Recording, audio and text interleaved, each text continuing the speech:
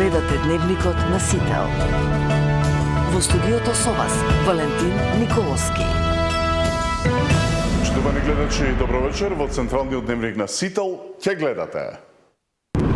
Состојбата на пациентите од трагедијата во Кочани се подобрува. 4 пациенти се во тешка состојба.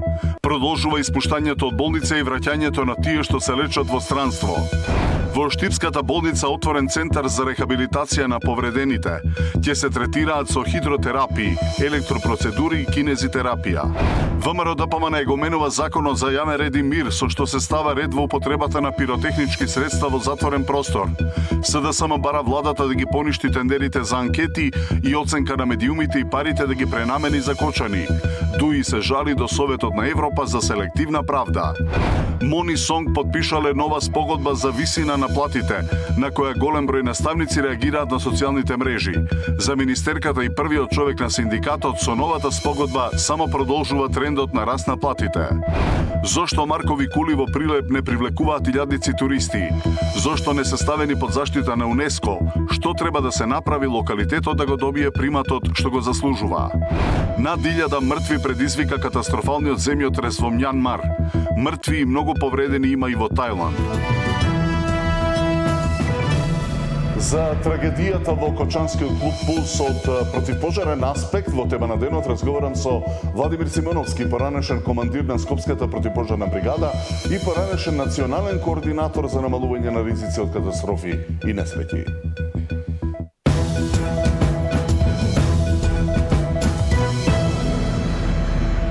Министерот за здравство Таравари денеска соопшти за најновата состојба на повредените во пожарот во Кочани, што се лечат во земјава и во странство. Двајца критични, кај нив ситуацијата се влошила, а вкупно 4 се наоѓаат во тешка здравствена состојба. За пациентите кои се на домашно лекување, тимови од лекари ќе одат во Кочани за контрола. Речиси половина од пациентите кои беа повредени во пожарот во Кочани се на домашно лекување. Во странски медицински центри остануваат 89 со денешното враќање во земјата на двајца кои беа хоспитализирани во Литванија и Шведска. Во македонските здравствени установи денеска испишуваат 5 и под болнички надзор остануваат 16 пациенти. Од повредените кои се надвор од државата има голем број кои се екстубирани и дишат самостојно, но кај 4 критични пациенти состојбата и понатаму е загрижувачка. Вчера кажав на пресконференција дека малку се подобрени, меѓутоа денеска добиваме, односно вчера навечер добивме информација дека повторно овие 4 пациенти се релативно во тешка состојба.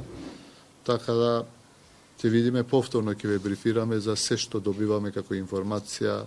Двајца од пациентите повторно е влошена состојбата, повторно се во релативно критична состојба. Таравари вели дека дел од пациентите кои се надвор од државата се префрлени на одделенија за понатамошен третман. За пациентите пак кои се веќе на домашно лекување, тимови од лекари ќе одат во Кочани за контрола и се што ќе им биде потребно. Пластичен хирург, психолог и психијатар секако, доколку треба и физикален терапевт, ќе има и тоа во екипата, односно тоа што ќе има потреба токсиколог, интернист, друг тип на хирург, што ќе побараат нашите колеги во Кочани, такви екипи мултидисциплинарни ќе формираме. За да тие лузни се сведат на минимум, тоа и го правиме од првиот ден, мислам, кога веќе не ги отпуштаме пациентите, им го даваме советот како они треба да се понашат со нивната веќе изгорена кожа, која што е заздравена, таа е многу нежна. Пациентите кои се враќаат од странство по протокол поминуваат 24 часа на клиники пред да заминат на домашно лекување. За утре нема најави за исписи од странство, додека пак за понеделник ќе бидат вратени 5 мина. Сања Димитровска, Сител телевизија. Во Штипската клиничка болница е отворен центар за рехабилитација на повредените во трагедијата во Кочани.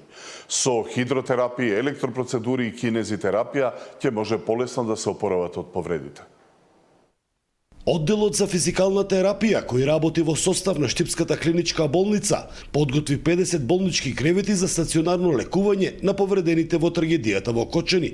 Пациентите почнавме да ги примаме од пред ден-два, а сите капацитети во клиничка болница Штип, тоа се 50 легла стационарни и капацитетите на одделението за физикална терапија при јавна здравствена установа Општа болница со проширена дејност Кочани се ставени во функција. Потешките случаи ќе се ликуваат стационарно кај нас и дел во болницата во Кочани. Со хидротерапија, електропроцедури и кинезитерапија ќе може полесно и побрзо да се опорават. Принцип, пациентите се со тешки изгореници и контрактури, но имаме голем дел пациенти и со фрактури и со ампутации. Таму ќе имаме целосна рехабилитација на скршениците и изгорениците, но и вежби за дишење кои се дел од рехабилитацијата на пациентите со изгореници. Ние веќе имаме обучен кадар, физиотерапевти, кои ги знаат вештините на вежбите за дишење. Колегите за време на короната имаа специјални обуки за вежбите за дишење, кои ќе ги применуваме и сега. Доколку има потреба, ќе се ангажираат и лекари од другите здравствени установи во државата. Костадинов со препорака до пациентите со изгореници да не користат мелеми на своја рака, туку да се упатат во медицинските центри за рехабилитација, каде ќе добијат соодветна здравствена услуга. За Сител, Трајан Ристовски. А пратеничката група на ВМРО-ДПМН по скратена постапка го менува Законот за јавен ред и мир, со што се става ред за употреба на пиротехнички средства во затворен простор. СДСМ пак бара владата да ги поништи тендерите за анкети и оценка на медиумите и парите да ги пренамени за Кочани. Дуи се жали до Советот на Европа за селективна правда. По скратена постапка, партениците на ВМРО-ДПМН ќе го менуваат Законот за јавен ред и мир. Со измените ќе се регулира користењето на пиротехнички средства во затворен простор. Двојно повисоки казни ќе добијат правните и физичките лица, кои нема да се придржуваат на правилата за огномет, факелијада и слични приредби на кои се користат експлозивни материи. Се заострува регулацијата за приредување огномет, факелијада и слични приредби на кои се користат експлозивни материи. Се заоструваат и казните за правни и физички лица кои ќе ги прекршат одредбите од овој закон. Дел од казните се двојно повисоки, а за некој законот предвидува и притвор. Преку ова законско решение ги прошируваме и надлежноста на полицијата. Механизам преку кој ќе овозможиме поголема контрола при користење на експлозиви, како и побрзо и поефикасно спроведување на овој закон. Опозицијата пак повторно обвини за селективност во истрагата за Кочанската трагедија. Бараат владата да ги поништи тендерите за анкети и оценка на медиумите и парите да ги пренамени за Кочани. Власта манифестира безчувствителност и расипништво во време кога граѓаните едва и врзуваат крај со крај и се во колективна тага. СДСМ бара почитувани итно поништување на тендерот за софтвер за медиумско влијание и тендерот за анкети. Тие пари, заедно со 400.000 евра предвидени за анкети, да се дадат за помош на семејствата и граѓаните на Кочани. Сега е време за солидарност и одговорност. Од владеачката партија велат дека политиката на СДСМ се сведува на ефтин популизам. Постапката е законски спроведена, а вакви тендери склучувала и владата на СДСМ и е дел од програмата за јавни набавки. И претениците на Европскиот фронт кои обвинуваат за селективна истрага испратиле писмо до Советот на Европа, во кое бараат меѓународни експерти да се вклучат во истрагата. Бараат Советот да испрати независна експертска мисија за проценка на независност на истрагата, да се иницира дебата во парламентарното собрание на Советот на Европа, да се побара мислење од Венецијанската комисија за влијанието врз обвинителството и да биде ангажирано Греко за истрага на политичко влијание врз обвинителските одлуки. За власта ваквите барања се неосновани. Велат има истрага и таа ќе биде неселективна. Од одговорност нема да биде поштеден никој за направениот криминал. Ивана Соколовиќ, Најдова, Сител телевизија. Протест на движењето кој е следен пред законодавниот дом, од кој се побара правда по трагедијата во дискотеката Пулс во Кочани, каде животот го загубија 59 лица. Собраните символично донесоа столчиња поради одлуката на пратениците по трагедијата да не заседаваат. Кога тие заминуваат на одмор, ние доаѓаме пред собрание. Откако пратениците решија да направат пауза од одржување на седници по трагедијата во Кочани, граѓаните пред собрание денеска поставија импровизирана сала. Наредија столчиња, наместија и говорница. Организаторите на денешниот протест од иницијативата кој е следен побараа од надлежните служби јавно да ја објават целата документација за дискотеката Пулс од 2012 до денес. Дополнително граѓаните побараа да се формира и инспекторат на кој секој граѓанин ќе може да пријави нерегуларност во работењето на објектите. Како граѓани, како верувам и сите останати, сме фрустрирани од неактивноста на нашето собрание. Не само во овие 2 недели, туку во текот на целиот наш животен век. Собранието е исклучително пасивно, иако има најголема обврска да ги репрезентира граѓаните на оваа држава. Така што поради тоа решивме кога собранието, кога пратениците кои што се платени од нашите даноци одат на одмор, ние како граѓани да се собереме и да дискутираме за своите проблеми. Предлагаме да се оформи граѓански сервис е-инспекторат кој ќе овозможи транспарентно работење на сите инспекторати во државата, со што секој граѓанин ќе може да има увид кој објект и локал бил подложен под инспекцијски надзор, а кој не. На говорницата се обратија и дел од присутните граѓани. Сакам да ги потсетам партиите, министерите, функционерите дека ние ве гласавме. Нашиот глас требаше да премине во реформа која ќе нас заштити, подобри и охрабри. Вие сте тука од нас за нас. Вашата функција е да го задоволите овој народ. Тој народ кој што ви дозволи да седите на тие позиции. Тие што ви ветуваат промени, токму тие, баш тие го уништуваат овој народ. Тие што седат во удобни фотели, донесуваат закони што им одговараат само на нив. Додека се богатат, а народот страда. Протестот се одржа без тензии во демократска атмосфера. Околу законодавниот дом имаше засилено полициско присуство. Габриела Лескова, Сител телевизија. Минути за тема на денот со Владимир Симоновски. Господин Симоновски, добро вечер. Добро вечер.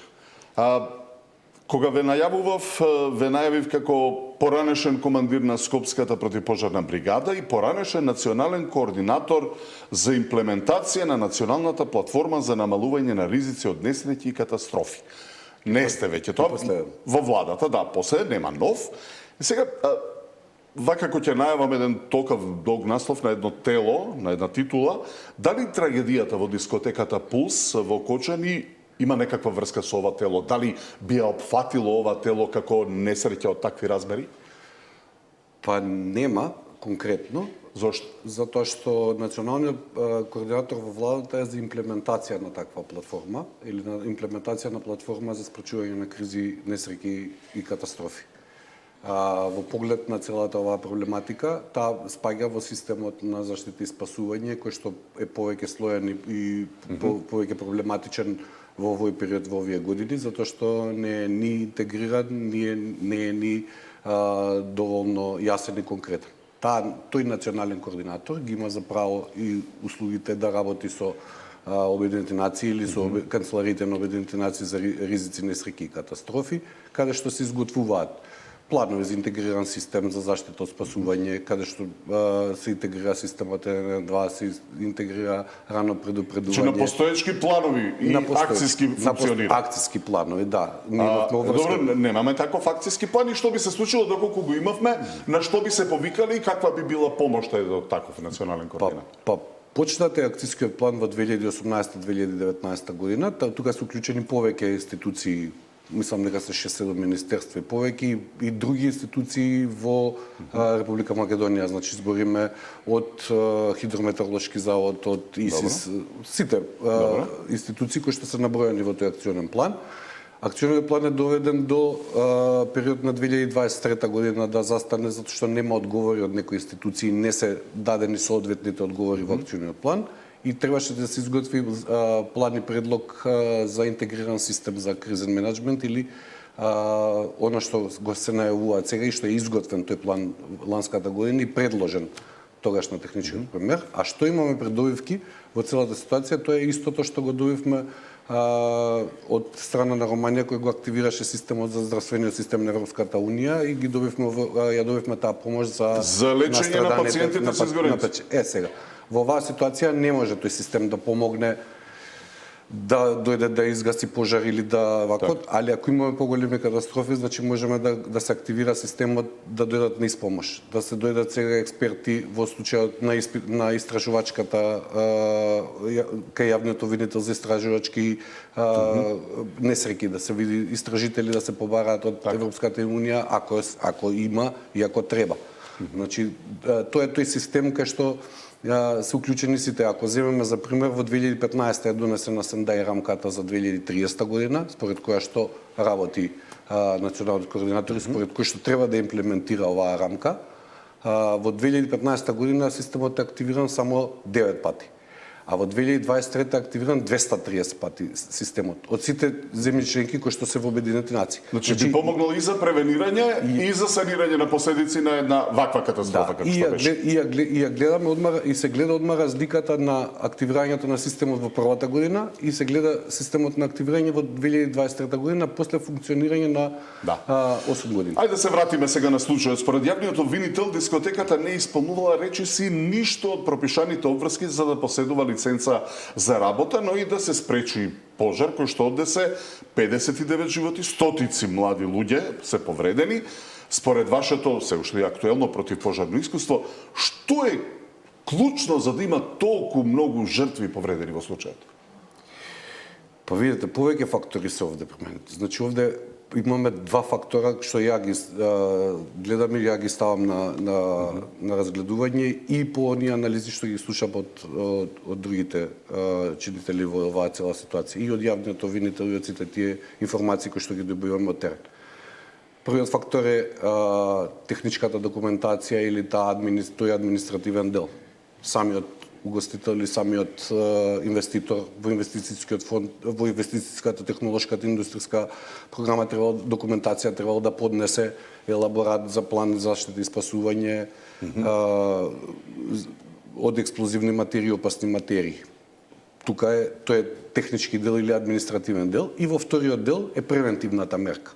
Каде што е јасно и недвосмислено, многу убаво го пишува и во Законот за заштита од пожари и експлозивни материи и во правилникот за заштита од спасување, заштита од пожари. Ако обратно сега свртам тезата, дали бројот на жртви и повредени би бил далеку помал или минорен, доколку клубот би ги исполнувал сите противпожарни барања, услови?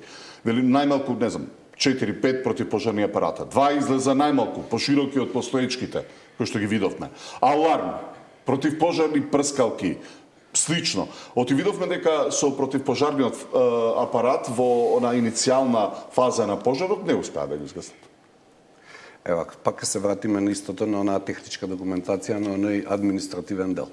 Согласно законот, согласно правилникот член 36, каде што пишува јасно е утврдено угостителскиот објект, ако ова се метнува во угостителски објект, е дека е должен, ако во истовремено престојуваат на 25 луѓе, е должен да обезбеди систем за јавување за пожар, рачно јавување за пожар, доволен број на ПП апарати според правилникот, доволен број на излези според... Колку требало е, има таму 500 квадрати, од прилика 400-500, зависи од многу луѓе. Да, ама зависи од противпожарното оптеретување. Според правилникот ПП апаратите се ставаат според противпожарното оптеретување. Во кое ниво е противпожарно оптеретен? Дали во прво ниво, дали во второ ниво, дали во трето ниво, високо ниво. Тука у законот членот број 36 од правилникот многу убаво стои дека треба да има соодветен број на излези според капацитетот на луѓето кои што ги обслужува. Значи, треба да има панични светла, треба да има екзит обележени излези и евакуационите зони да бидат проводни и чисти.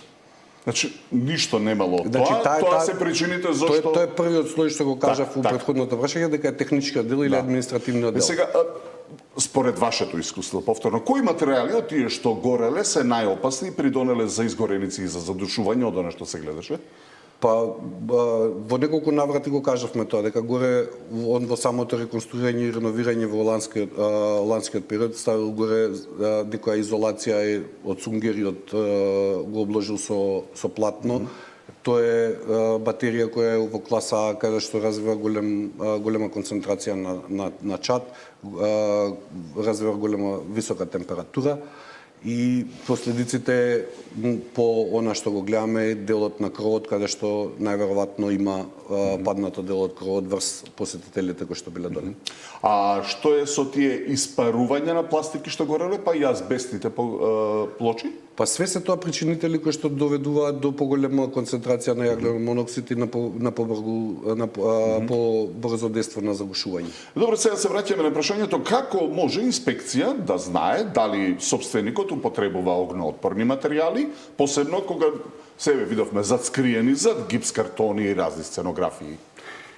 Тоа е проблемот, значи, вака, инвеститорот во документацијата на објектот, кога во фаза на изградба на објектот или во фаза на реконструкција, реновирање, е должен да достави план или елаборат за заштита од пожари, експлозии и опасни материи до Дирекцијата за заштита и спасување. Дирекцијата за заштита и спасување е должна да во рок од 5 дена излезе на терен и констатира состојбата, да направи увид и да ја констатира состојбата. Ако ги исполнува условите, он дава согласност. Ако не... Дал може да утврди или треба да тестира? Како би знал јас дека тоа против огнеотпорен материјал или не? Тоа се остава на совест на тој што го изведува и на проектантот кој што го изработува реновирањето или реконструкцијата или изградбата и да ги достави материјалите со кои што документите со кои што ги инсталирал материјалите за градба. Денеска слушнавме иницијатива веќе во собрание влегува за поитна постапка и тоа да се промени начинот на користење со секазнена политика на пиротехнички средства во затворени простори. Дали треба да има и други мерки? Па, има закон за користење на пиротехнички материјали, има закон исто во овие правилници кои што се утврдени за отворено користење на пиротехнички материјали и на отворено и користење на пиротехнички материјали на затворено. Значи има соодветен правилник што пишува на колкава висина треба да биде плафонот или кровот за да се употреби пиротехнички средства. Во случајов прскалките на самото упатство на прскалките треба да има метража за колкав е нивниот ефект на постигнување во главната фаза висината на прскалките. Која е температурата, дали се држат со рака, дали се поставуваат на сама земја, значи има таму над 3 метра и повеќе, на отворено е со обезбедување, ако се употребуваат поголем број на пиротехнички материјали е дозвола од полиција, надзорот употребата треба да има лиценциран човек што ќе го употребува пиротехничкиот материјал. Гледавме, знаете, снимки сега на интернет ги има секакви, дека со рака стојат на тие прскалки, дека има и такви кои што не подпалуваат, не развиваат температура. Зборот ми е, дали во таа законска регулатива треба и тоа да се наведува, да се знае? Па мора да самиот производител на пиротехничките материјали мора да даде во упатството насоки како се употребува, на која температура, на која метража, на која растојание, во кои простори и како во простори. Затоа што ние имаме случај во 2019 година према 2020 година, на сама нова година, при прослава за нова година, еден од граѓаните сакаше да употреби пиротехнички материјали на сопствената тераса, обратно ја свртел употребата на огнометот, му се запали станот. Еве едно од искуствата, од вашето искуство со гасење пожари, дали сте имале сличен случај на објект кој што не ги исполнувал ПП условите и какви последици имало за да се случи? До сега не сме имале волкава трагедија, меѓутоа нешто слично? Па и на територија на град Скопје имало повеќе. Ја мислам дека повеќе и на цела територија на Република Македонија, дека има такви објекти каде што се неисправни хидранти, каде што ќе се соочите со хидрант кој што има комплетната опрема и комплетно све, ама нема пумпа која што ќе напојува со вода. Значи ќе го даде потребниот притисок на одреден спрат. Самиот инвеститор ја заборил пумпата да ја вгради во системот доле. Значи се случувало, али за такви работи сме имале ситуации поголеми, така да сме ги спречувале на време. Масовната инспекција во моментот што се одвива откри дека многу малку гостителски објекти ги исполнуваат условите за лиценца. Ако се фокусираме на противпожарните услови, што е тоа што според вас придонесува истите да не се почитуваат и што треба да се направи? Гледаме, слушнавме дека на добра волја ако се остави на угостителите, инвеститорите и се, дека тоа е мачка во вреќе. Па видите, повеќето угостители и повеќето еве и стамбени единици, ја слушнавте изјавата и вчера на еден од градоначалниците дека на толку згради само една зграда е исправна и е во ред. Значи некако го занемаруваат овој проблем и оваа превентивна мерка, овој превентивен факт кој што е должен да се обезбеди да се има. Во било која документација, во било која процедура треба да се обезбеди минималните услови, да ги имате минималните капацитети. И сега викаме дека секогаш се остава на совеста дека треба да се купат доволен број на ПП апарати, пак ако некој ги купи, ги крие на страна, ги става да не бидат на видни места, затоа што се нарушуваат изгледот на самиот објект, на самиот угостителски објект, и кога ќе дојдеме до ваква ситуација, после тоа ако сакате да добиете една информација ексклузивно, сега во моментот од последниве 2 недели најпродавано средство во Македонија е ПП апаратот. ПП апаратот. Кога зборуваме за стамбените единици за кои што зборувавте, таму е пак ситуацијата сосема поинаква, освен што ги нема, во голем дел се отстранети заради кражби, заради обивање на сандачињата и се. Сега, ако се отстранети тие црева, во случај на исправни пумпи и се, дали може да бидат од помош во случај на пожари? Како тоа да се обезбеди?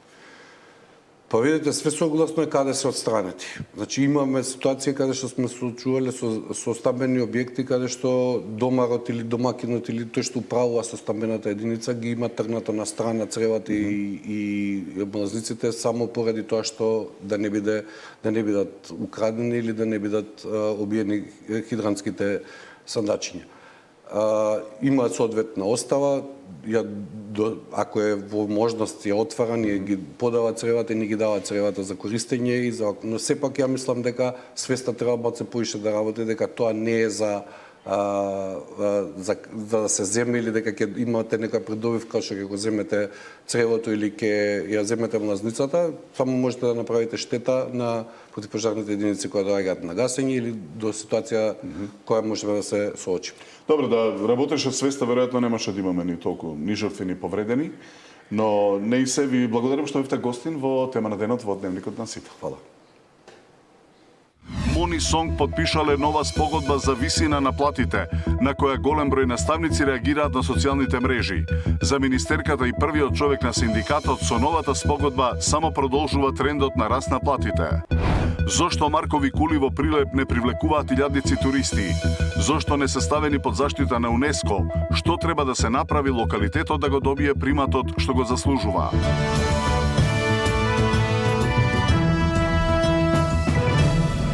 Мони Сонг подпишале нова спогодба за висина на платите, на која голем број наставници реагираат на социјалните мрежи. Според нив, спогодбата е незаконска и се коси со новата минимална плата, а со тоа и со коефициентите на сложеност.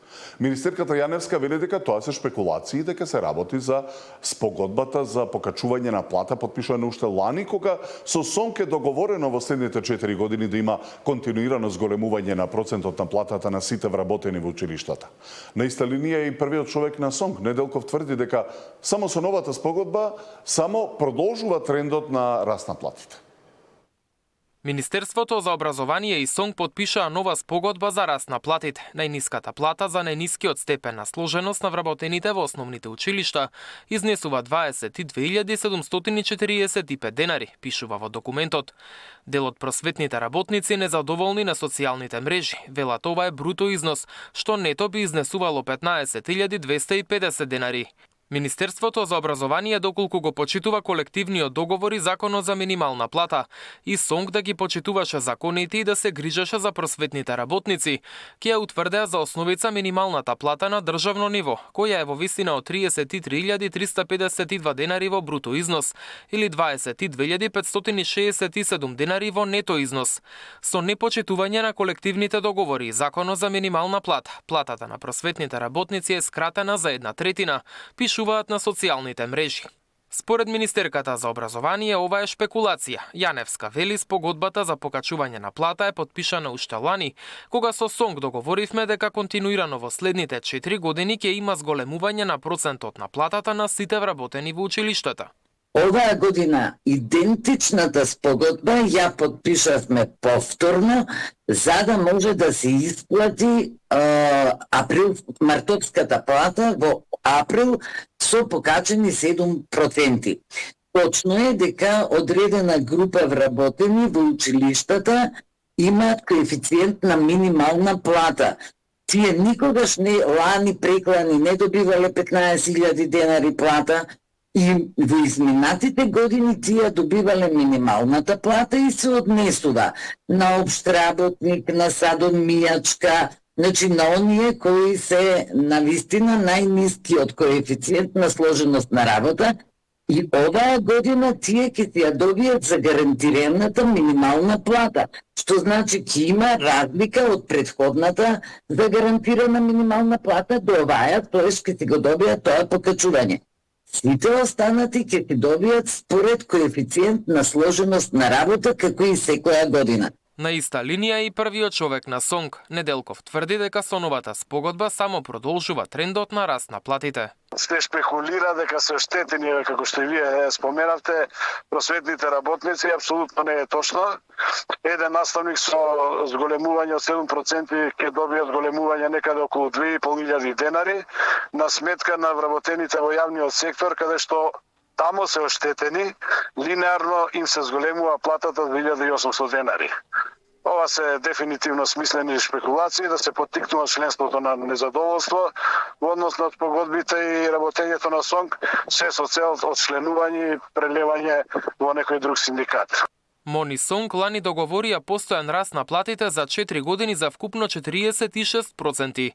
Освен сегашното зголемување од 7% до година и во 2027, договорот е зголемувањето да се движи помеѓу 7,5 и 10%. За истиот период во 2028 година, процентот на раст да достигне од 10 до 12,5%. Мартин Арсов, Сител телевизија. Зошто марковите кули во Прилеп не привлекуваат илјадници туристи по примерот на други слични археолошки локалитети? Одговори бараше Дарко Штарговски. Наместо препознатлив туристички бренд кој што со својата историја, велелепност и мистика ќе привлекува илјадници туристи годишно од целиот свет, марковите кули кај Прилеп се повеќе стануваат подзаборавена приказна од минатото. Комплетно туристички неуреден простор, без патеки, без патокази, без едукативни табли, без урбана опрема. Нема корпи за отпадоци, нема инфоцентар или место каде што може да се купи барем некој скромен сувенир. Нема место каде може да се купи ниту едно шише вода или да се напиеш барем едно кафе. Практично нема ништо, освен тоа што го оставила природата или се направило во поранешна Југославија. Марковите кули се под надлежност на Институтот за старословенска култура, откаде велат дека посеопфатна стратегија за туризам тие сами не можат да направат, бидејќи нивниот приоритет е научната дејност. Локалитетот Маркови кули моментално е заштитен како споменик на природата. И во рамките на овие споменици на природата важат законски одредби, има можности и решенија кои што би се одвестувале со тоа што не би се нарушила природната средина, значи да се доведе до една позиција во аспект на туристички посети. Ваков микс на историја, тврдини, уникатни карпи и други разни фортификации, во комбинација со црквите и манастирите во населбата Варош, која што се наоѓа под Марковите кули, може би нема никаде во светот. И наместо оваа приказна да му ја продадеме на светот, кај нас се распаѓаат и веќе конзервираните тврдини. Веќе делови од, особено од кулите, они на изложените точки на фортификацијата особено, веќе се во сериозен процес на девастација. Доколку тој процес продолжи, постои сериозна можност овие објекти да бидат за навек уништени. И туристичките работници кај нас велат дека скоро и да нема промоција на Марковите кули. Треба приказна и треба да се вложи. Правен е проведен достапен пат до Марковите кули, со некои проспекти или со сувенирници да има во Варош, па се во Варош. Меѓутоа, тоа треба малце да се направи и промоција, да се среди нештото. Се прават напори после Охрид, ова да биде вториот регион во нашата држава кој што ќе се најде на постојаната листа на заштита на УНЕСКО. Но Министерството за животна средина со години од нејасни причини не се согласува културните содржини да бидат внесени во планот за управување заедно со природните и локалитетот да биде заштитен како мешовито добро. Каде е моментално пречката, што се случува? Треба да се направат дополнителни анализи и сето тоа да добие на поинаква форма. Заштитен, реков само како природно наследство, треба дополнителни анализи да се прошири. За да се валоризира од двата аспекти треба повеќе да се вложи. Од Министерството за култура само кратко одговорија дека се работело на формирање на работна група за отпочнување на процесот за соодветна промоција и дека е стапено во контакт со сите соодветни институции за забрзување на процесот за ставање на локалитетот под заштита на УНЕСКО. За Сител Дарко Штарговски.